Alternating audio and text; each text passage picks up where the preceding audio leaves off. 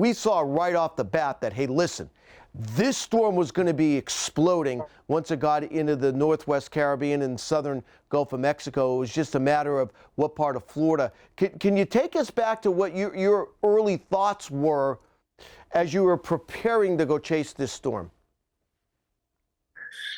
Well, I definitely thought it had the potential to intensify, especially given recent years, what the hurricanes have been doing. 2020 with those 6 hurricane landfalls in the Gulf Coast, and all of those were intensifying. You had Hurricane Harvey in 2017. So with this storm entering the Gulf of Mexico, I thought it was going to rapidly intensify. I knew that there was a lot of warm water Hmm. just off southwestern Florida. I didn't think it was going to take that hard right turn, at least as sharp as it did right at the last second.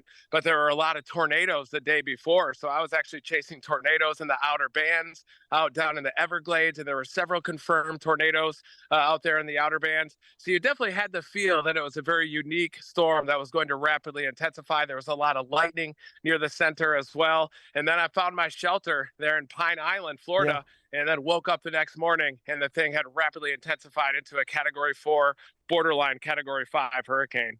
And when you woke up, you realized that you were right where the eye was going to go over as a Category 4 hurricane. Take me through the day then. You get up in the morning, you see the satellite, you probably said oh crap, it's coming here, I'm in the right spot or wrong spot. Then take me through the morning as the storm started to arrive, as that eye wall started to arrive. Well, when I woke up that morning, I was at my friend's house there on the southern tip of Pine Island.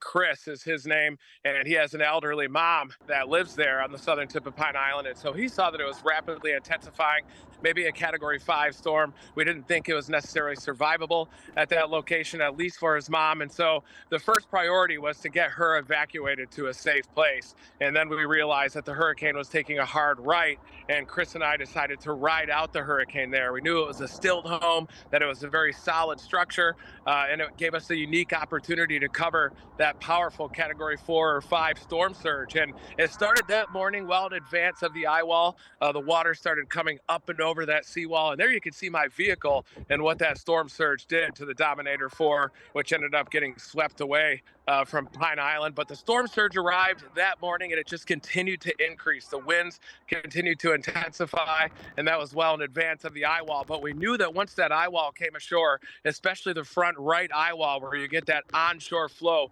ripping right off the ocean, we knew that a tsunami-like storm surge was well on its way. And we could see Sanibel Island off in the distance. We could see that that was getting overtopped. Then we started to lose visual of Sanibel Island as that eye wall arrived.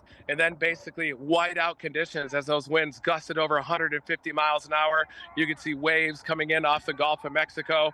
I could see my car just floating, bobbing up and down in the storm surge. And then the debris started flying. Big projectiles and pieces of roof were flying through the air, and that started penetrating my vehicle, blowing all the windows out as it was bobbing in the storm surge. But definitely one of the most extreme, I would say life-threatening storms that I've ever chased. And that includes all tornadoes, hurricanes, Hurricane Katrina as well. But it makes such a big difference when you're right on the coastline and that wind is just ripping off the ocean. But then we got in the southern edge of the eye, and you saw that beautiful blue sky and the appearance of a stadium effect as the backside of the eye wall was starting to move in.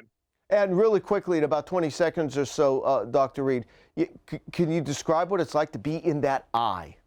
It's incredible. It's a unique experience because you have kind of a brief calm after the really intense winds in the front eye wall, and then you know that the back eye wall is arriving as well, and you can almost feel the pressure fall. You can feel the minimum pressure in there. You can almost feel the descending motion as well, and just looking up and seeing that blue sky right next to the powerful back eye wall as it's about to approach, you know that conditions are going to rapidly deteriorate once that eye wall moves in.